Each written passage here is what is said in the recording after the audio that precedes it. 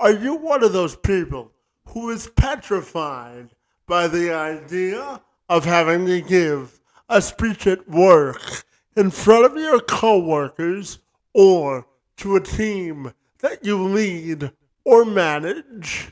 Well, if you answered yes, you're not alone, according to the National Institute of Mental Health.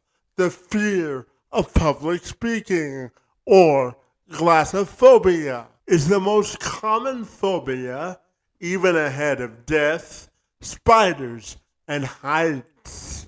The Institute reports that glossophobia affects approximately 73% of the population, with the underlying fear being negative judgment or evaluation of others. Brenden Kumarasamy is a communications coach and YouTuber who assists ambitious executives and entrepreneurs become the top 1% of communicators within their industry. Kumarasamy says we get what we constantly practice as public speakers.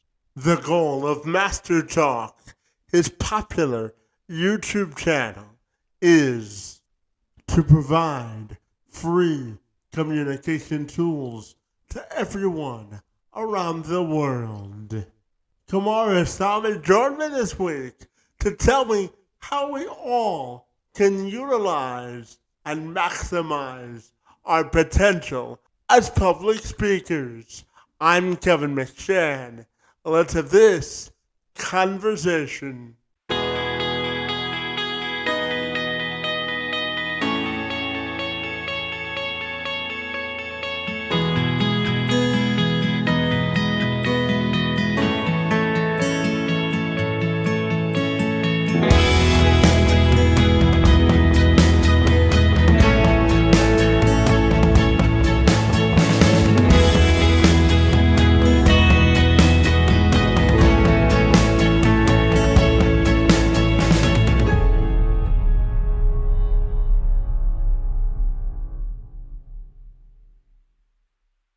Absolutely. So, Brenden, if you're ready, I'll take a moment to welcome you to the program, my friend. And I'm excited to talk to you all about public speaking and communications as a journalism graduate and journalist myself, buddy.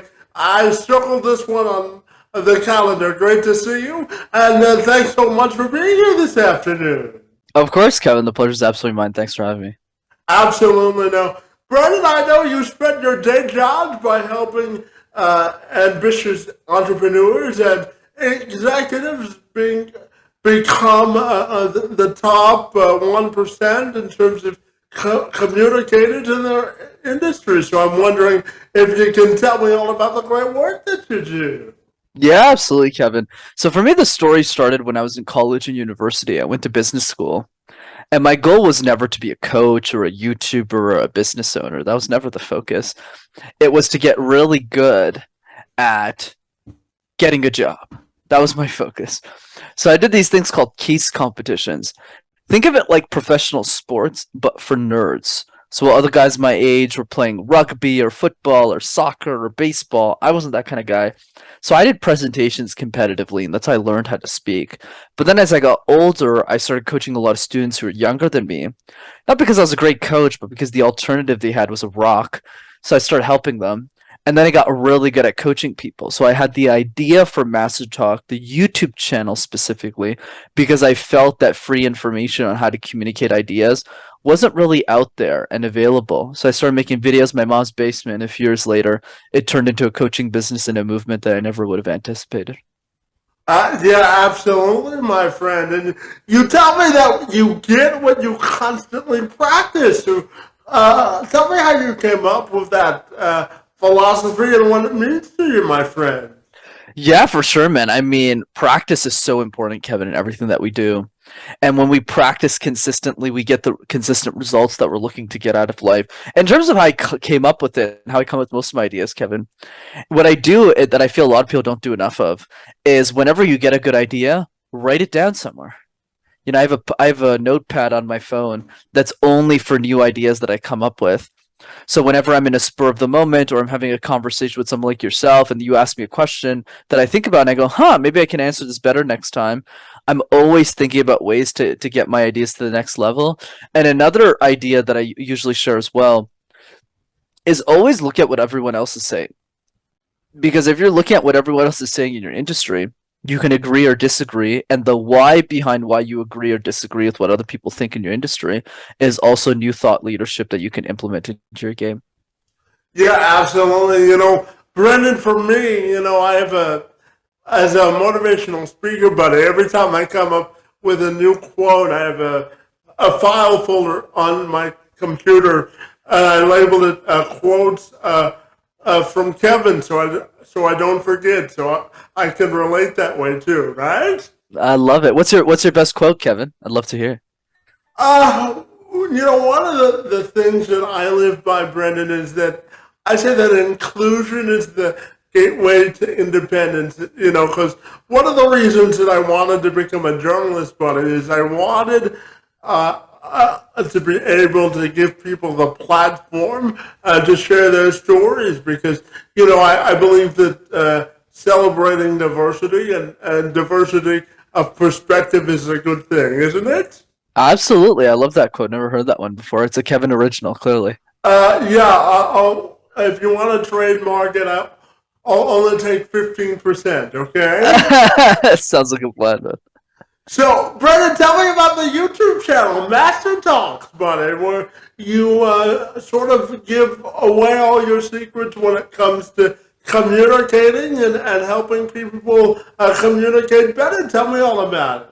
Yeah, absolutely, Kevin. So going back to my university days, Kev, when I was in my last semester of college, I'd landed my dream job, which was the point of doing these case competitions at IBM, and I worked there for a few years and had the time of my life.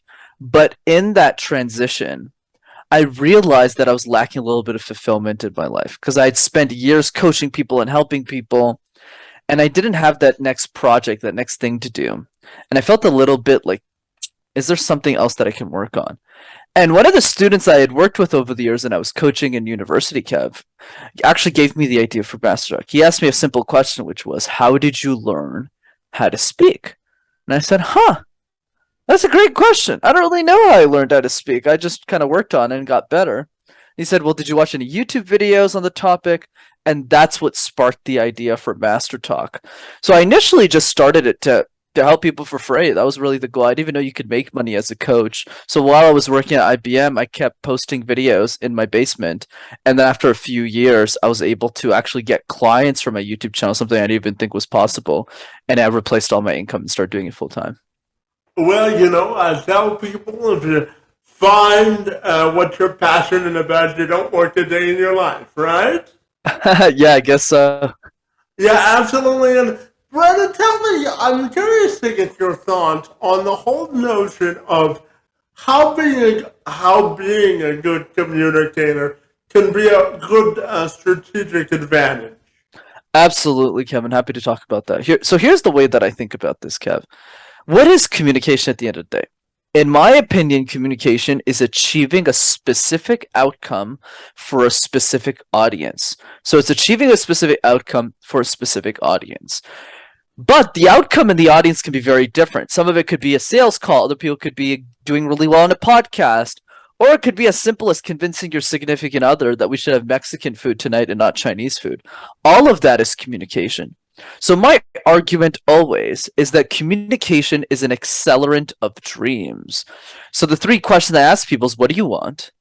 What are your goals? What are your dreams? The second question is, who has already achieved those goals and dreams? Because there's always somebody who's done what you want to do in life for the most part.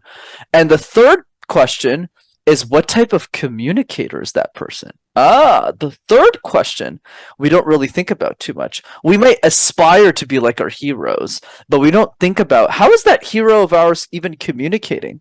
And are we communicating in the same way that they are? So the way that I always think about it is any goal, any dream that we have is tied to communication. And if we get better at it, it'll help us accelerate to get the dream done faster. Yeah, and to that point, Brendan, I'm wondering your thoughts on the.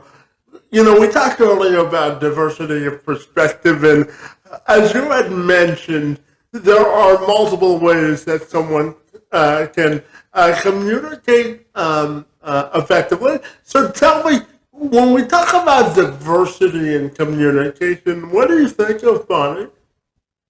Yeah, absolutely. So I would say for diversity in communication or just in general, Kevin, it's always about doing the easy things first so that we can have the harder conversations later. So a lot of people ask me on podcasts, Brandon, how do we have the really hard conversation around D&I, around all these different topics? And I always start with, how about we start mastering the little things? If we can't argue over the little things, it's hard to argue over the bigger things. So my advice is always, instead of trying to juggle the 18 different balls of communication at once, let's focus on one ball at a time. So let's start with the easiest ball. So I'd say for me, the easiest one is the random word exercise. Pick a random word like mouse, like trap, like salt, like pepper, like hair, and create random presentations out of thin air. And what I always tell people is if you can make sense out of nonsense, you could make sense out of anything. And that's really the magic that the random word exercise gives you. And that also builds resilience for other harder strategies later down the road. Yeah, and Brendan, I'm also wondering, when we talk about inclusive communication and really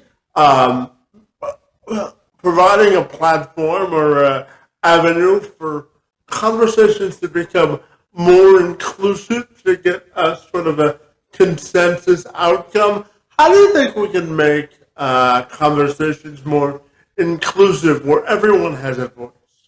Absolutely, Kevin. So here's the way I think about it. Inclusivity is about empathy. And what is empathy at the end of the day? For me, empathy, for the most part, is not communicating to the person we are today, but rather the person we used to be. So whenever we think about the person we used to be in our life, who had challenges, who had struggles, and of course to this day we still have many of them, but when we are empathetic to the person we used to be, it becomes a lot easier for us to be inclusive. Think about including a 5-year-old in a conversation. Well, we used to be 5 years old at some point in our life. How did we feel when we were around people? How did we act? How did people treat us? And how would we have been like to be treated differently? So the three pieces to this is inclusivity leads to empathy, and higher levels of empathy leads to higher levels of conscientiousness. We're a lot more aware of the people around us. And the third piece is really education. We won't always have the right answers. And it's always about, it's okay making mistakes, but as long as we're learning from them along the way and being empathetic and open to the people around us, we can have those honest conversations. What I think the challenge, though, is, Kevin, is that a lot of us aren't willing to have the conversation. Like your podcast is entitled, right? Let's have a convo. Is where most of us aren't willing to do that. I think that's really the starting point. Yeah, and Brendan, I'm curious to ask you, when you work with executives who are good at their day jobs and behind the desk, but when they have to get in front of a group of people, they say, I can't do this, I'm too shy, there's too many people. How do you get executives and business people out of their shell in order for them to really communicate authentically who they are and the message that they're trying to deliver? Absolutely, Kevin. And the answer is actually a lot simpler than you think. Before we get to the answer, let me explain a little something. A lot of us see communication like a chore, to your point. The anxiety, the fear, the stress, that's always what we think about when we try and communicate ideas with other people. Whereas for me, the answer has rather been, what about if we dream about our communication? I mean, we dream about the expensive vacations we want to go on, the things we want to buy, the stuff that we want to get. When was the last time that we dreamed about a life in which we're a better communicator in it, Kev? And the answer is never. So I would start there. So the question is, how would your life change if you were an exceptional communicator? A question that most of us haven't even thought of. But when we answer that question, we start to realize a few things. Number one, we realize the most important lesson, which is communication is so much more than that group presentation in front of executives or people that we're worried about at work. It's the way that we talk to our families. It's the way that we order food at a restaurant. It's the way that we meet strangers when we travel. It's every moment of our life. And when we realize communication is about leading a more fulfilling life, that's when we start to take it more seriously. So I just get them to dream a little bit more and have more direction, and they're less fearful in general. Yeah, and to that point, once you work with someone, I know that you have some thoughts on how we can become more accountable as public speakers. So I'm wondering if you could share that with me today. Yeah, absolutely. So for accountability, what I would say, Kevin, is that the easiest way to stay accountable for, especially for those who can't afford a coach like me, is your family. Like, just do this with your family. What a lot of my exec clients do, Kev, is they do the random word exercise with their kids. They do it with their family members. They do it with their nieces and nephews if they don't have kids. They just do it with the people around them. And I think that's the best way to get started, is find accountability around you. Another way that's more of a middle ground between a coach and your nearest family members is you can join a group like Toastmasters, which isn't super expensive. I think it's like 100 to 200 bucks a year. And you can meet a few people in the group and start practicing a lot of the exercises that we're talking about today. But the idea is the best way to stay accountable is to really develop that burning desire and really asking ourselves, why do we even want to be great and exceptional communicators? And once we have that answer, it's what pushes us to stay motivated, to stay energized, and to build momentum with the skill. Yeah, absolutely. And tell me, Brendan, I'm wondering your thoughts on how we get people more excited about public speaking and really looking at it as a positive attribute in their life and their daily responsibilities for work, life, and play.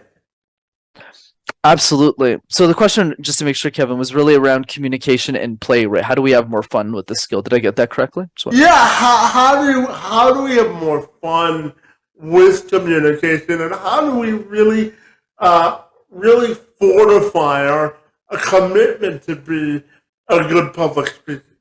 Yeah, absolutely, Kevin. So here's the way I think about it. It's by the movie Yes Man, and there's a great quote in the movie, and the quote goes something like this: "The world is our playground. We seem to understand that as kids, but somewhere along the way, we forget it." And I feel that's so true, not just in life, but in communication, especially, where when you're 5 years old and you're being given the random word exercise, you're not sitting me down asking me what my complicated framework is on how to ace the exercise or to try and pass the test. You just do it. You just do the random word exercise. You go, oh, well, an orange is a fruit. And you just do it. You don't really think too much about it. And that's what I think is missing in the art of communication, is we don't really have fun with it. And the reason is fairly simple. We've been taught our whole lives, Kevin, that communication is a bad thing, not a good thing. Because every presentation we've given in the education system, high school, elementary school, is mandatory. We don't wake up one morning and say, hey, Kev, you want to get breakfast and present all day? Nobody says that. Right? All the presentations are different. You never get to pick the topic. It's never what you're passionate about, Kevin. It's always Shakespearean poetry and the Renaissance.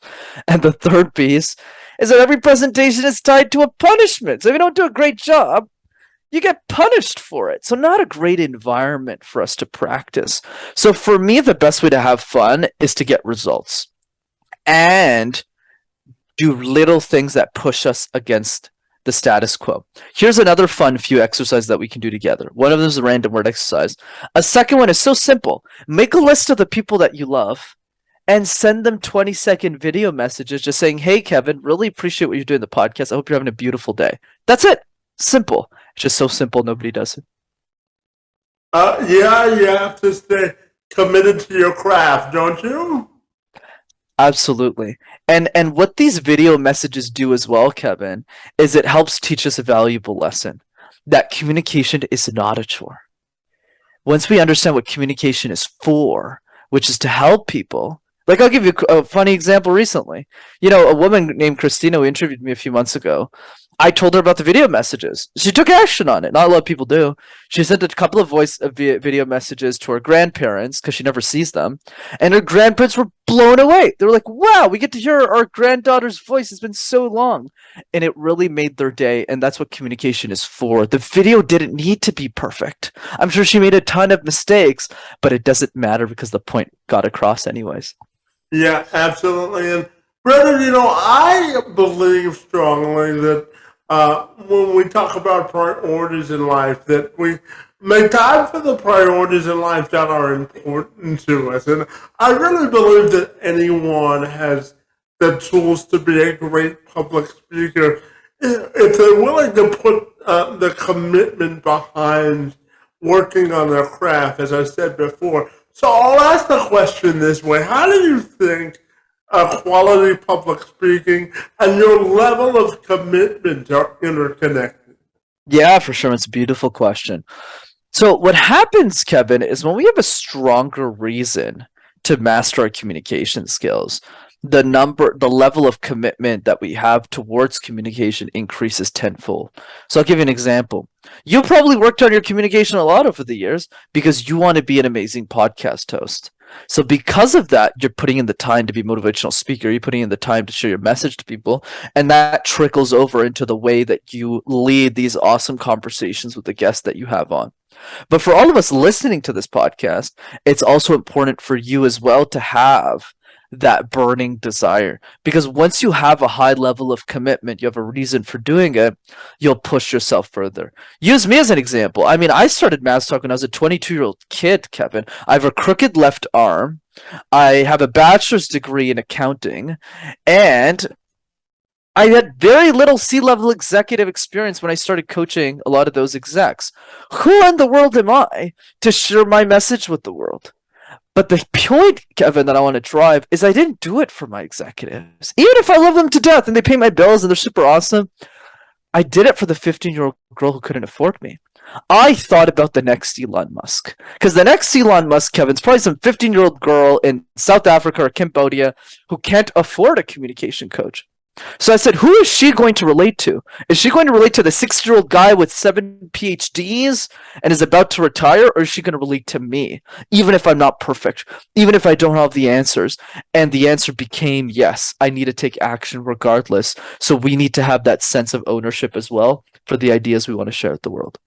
Yeah, Brenden, I just want to go back to you get what you constantly practice. And the reason I want to go back to it, buddy, is so I was actually born with cerebral palsy, and I worked very hard on my level of communication, and because when I was younger, and to a certain point today, I talk faster than the words leave my mouth. If that makes any sense, it's a condition of my disability that I have sort of a speech impediment in terms of thinking about words and jumbling them before I say them in a coherent sentence. So I'm just curious, how do you think working on becoming a good public speaker can really boost your morale and personal confidence as well? Because I know that for me, practice and really finding an end goal when it came to public speaking, why it wasn't sort of instant gratification. It gave me a sense of accomplishment. So I'm just wondering, when we talk about commitment and seeing results afterward, what comes to mind for you? Yeah, for sure, man. Thanks for sharing your story with me, man. I really appreciate it. I think you're the case in point. And the reason you're the case in point is because you're an inspiration for all of us, Kevin, on what it takes, right, to get better. And this is something I teach my clients, right? I'm a little bit more tough love with them, which is, are you making an excuse to do the thing or not do the thing? You know, there's two types of people in the world, Kevin. The first type of person is going to make every excuse not to do something. Oh, I'm tired. I'm not sure if I can do this. I don't have time to practice consistently, like Brenden and Kevin are telling me to do. And then they don't do it. And there's a second type of person, which you definitely are in that category, Kevin, of people who make every excuse to do the thing. Oh, I only have 7 minutes today. I might as well just do the random word exercise 2, 3 times. So always think about what bucket we're falling in, because all of us make excuses to do things and to not do things in many areas of our life. And we need to be aware of those things if we want to get to the next level. One other question that I ask people is, who suffers from your inability to take action every day? Who suffers from your inability to take action every day? So every day that you decide to watch the Netflix movie and not to do what you're supposed to do in your life, who suffers? And when we're really clear about who that person is, Kevin, it pushes us to take action, especially in my case, because I was the only 22-year-old kid who's making very high level communication content for people who are younger than me. I don't think there was really anyone else doing it at the level I was doing it. So it forced me to take action and stop making excuses. In the same way that you starting your podcast is an inspiration for people with cerebral palsy, because they'll look at you and say, well, if Kevin's out there interviewing a lot of awesome people, what's my excuse? I should start my own podcast too. I should get on a speaking stage and I should share my message regardless of the situations I might face. Yeah, and Brendan, before I ask you about your own individual and personal legacy, because it's the way I end every podcast I do, I want to have a little bit of fun, buddy. I know that you live there in Montreal, buddy, and I have to share just a little bit about myself. I'm a sucker for French toast, Brendan, so when I saw that you lived in Montreal, I had a big smile, buddy. So tell me, what's your favorite guilty pleasure when it comes to food? Oh my God, there's so many great answers I could give you, Kevin. Honestly, my biggest guilty pleasure, which is not specific to the city, it's specific to my home, is my mom's cooking because she makes the best food ever. But I would say, in terms of Montreal specifically, it would be very much a chicken place. Apologies to the vegetarians listening to this call, but the really, there's a chicken place in Montreal that is just fantastic, and I bring people there all the time when they come visit. Absolutely. And tell me, Brendan, how have you really immersed yourself in the Montreal culture? But how do you really know that you live in Montreal? I mean, so many things. First of all, I love Montreal because people are so nice, but that's consistent with Canadians across the globe. I would say the second one is the European flavor. Most of the people in the city speak 2 or 3 languages. So you see what we call franglais, which is where you speaking English and French at the same time. You see that a lot in Montreal. So it's fun. It's kind of like a mini Europe trip without the fee attached to it. And the third piece is that even if Montreal is a city, it feels like a suburb. And what I mean by that, Kevin, is it's really easy to get around, it's really easy to talk to people, and you don't really need a car when you're in Montreal because all of the city's very kind of condensed, so the streets are much shorter too. So those would be the things, and of course the food is just incredible in Montreal. I don't know if you know this, Kev, but fun fact: Montreal actually has the largest number of restaurants per square capita in North America, even more than New York and Los Angeles and all these other cities. I did not know that. Thank you for educating me. I always say that life is a constant game of learning, isn't it? I learned something new today. So thank you for that. And tell me, Brendan, I know that we both travel a lot, and whenever I tell people that I'm Canadian, no matter wherever I go, buddy, and I tell me that Canadians are overly nice and polite, right? So tell me, for you, what's the best part about living in Canada? And when you travel to other places, what do people say when you tell them that you're from Canada? Absolutely. The best part by far about living in Canada is the healthcare system because I don't have to spend money on health insurance. So that's a big one.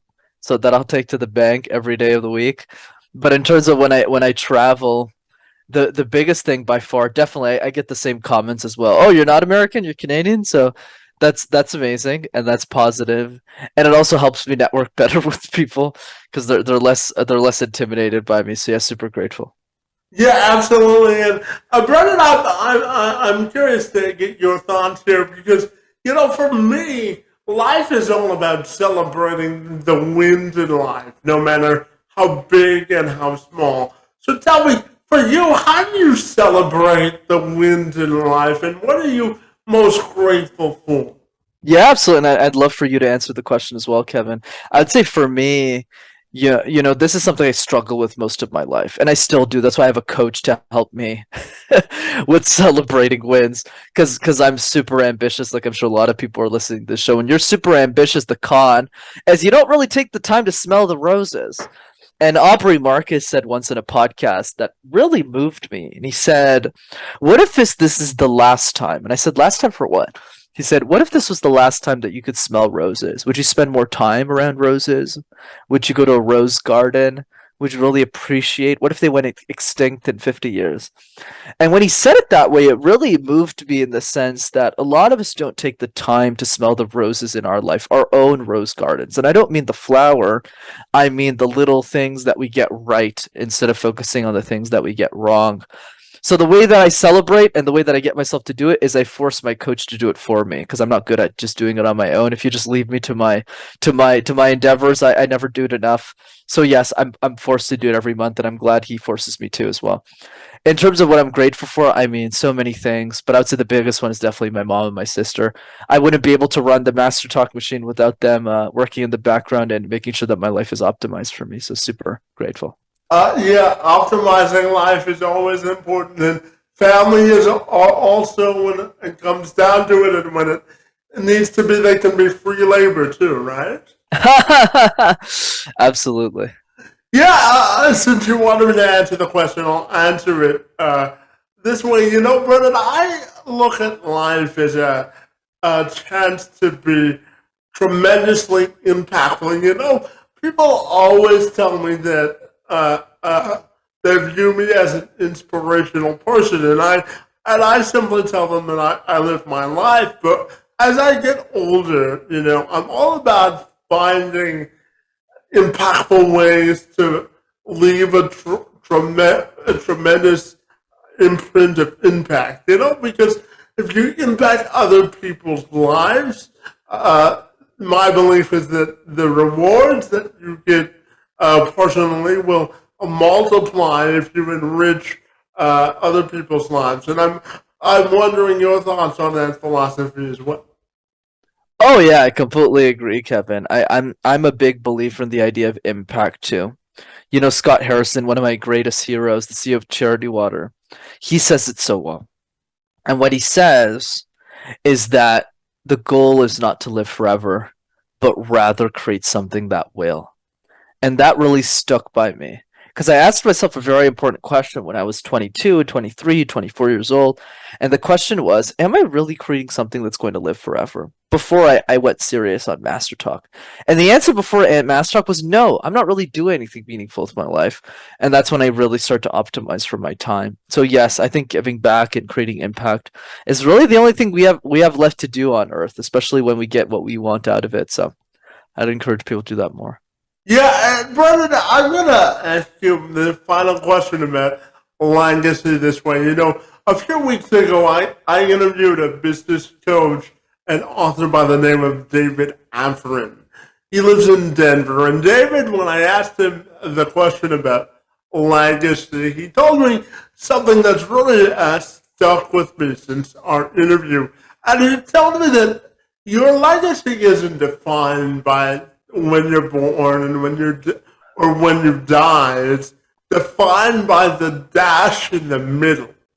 How, how you want your dash in the middle of your life between the day you die, the day that you're born, and the day that you die to be defined. So I'll ask my final question this way: when you take a 360 sort of wholesome view of your life, how do you want your legacy dash to be defined? For sure, Kevin. I mean, that could be the whole podcast, but I'll make it simple for today. I'll tell you a story. So I was watching a TikTok a few months ago, and the TikTok was about Taylor Swift. and she won an award called Women of the Year by a music company called Billboard in the US that they give out every year to the strongest woman in music. And she's standing on that stage, and it's 2011, 2012, and she says something along the lines of, "Your future woman of the year is 11 years old right now, is sitting in a choir, is learning how to sing, and has big dreams for the world. And we as a society should take care of her." And then she walks off the stage. And then 7 years later, the TikTok kind of flips, Kevin. It's 2018, and Billie Eilish becomes the youngest inductee in the history of Billboard to win Woman of the Year, and she's like 18 years old. She gets up on the stage, she's got her big bulky glasses, she's got a big jacket on, and she looks at the crowd and goes, "Yo, what's up, everyone? It's so good to be here. I don't even know how to give a speech. All the other women who won this award before me, they're super amazing, inspiring. I'm just trying to do my best." And then she ends her speech by saying something that forever changed my life. And what she said was, "When I was watching that Taylor Swift speech in 2011, I was 11 years old. And I was learning how to do choir and how to sing, and I had big dreams. And the only thing I have left to say, Billboard, is thank you for taking care of me." And then she walked off the stage. And the reason that changed my life, Kevin, is because I asked myself, are we taking care of the next Elon Musk? Because when Elon Musk was 15, 16 years old, nobody gave a shit about him. He was some kid in South Africa. No one was helping with his communication skills and how to share ideas with the world. And I thought about the next Elon. What are we doing for that person? And I realized in that moment I was the only human being on earth who even cared remotely about making them a great communicator, even if they never meet me. That is my legacy. How do I make every genius of our society that will ever live for the rest of time an exceptional communicator? Because if I do that, all of the best ideas will get shared, implemented, and the human race will advance at lightning speed. Yeah, absolutely. And Brenden, finally, tell me if people want to get connected with MasterTalk or you personally, buddy, what's the best way they can do that? Absolutely, Kevin. Great interview. Thanks for having me. So, two ways to keep in touch. The first one, YouTube channel. Go to MasterTalk in one word on YouTube, and you'll have access to hundreds of free videos on how to communicate ideas effectively. And the second way is come to one of my free trainings over Zoom. I do one every 3 weeks. They're fun, they're live, they're interactive, and I facilitate it. And you can go to rockstarcommunicator.com to register. Fantastic. Well, Brenden is a motivational speaker myself and a trained journalist. I know the importance of a good communication and the doors that it can open. So I really want to commend you for the good work that you do to make our world a better communicator, buddy, and the people that you work with, your time in the space, and on my behalf, buddy, it's most appreciated. And I want to thank you for engaging in conversation with me this afternoon. Kevin, it's an honor and a pleasure, man. Thanks for having me on. It was such a gift, and thanks for doing the work that you do as well.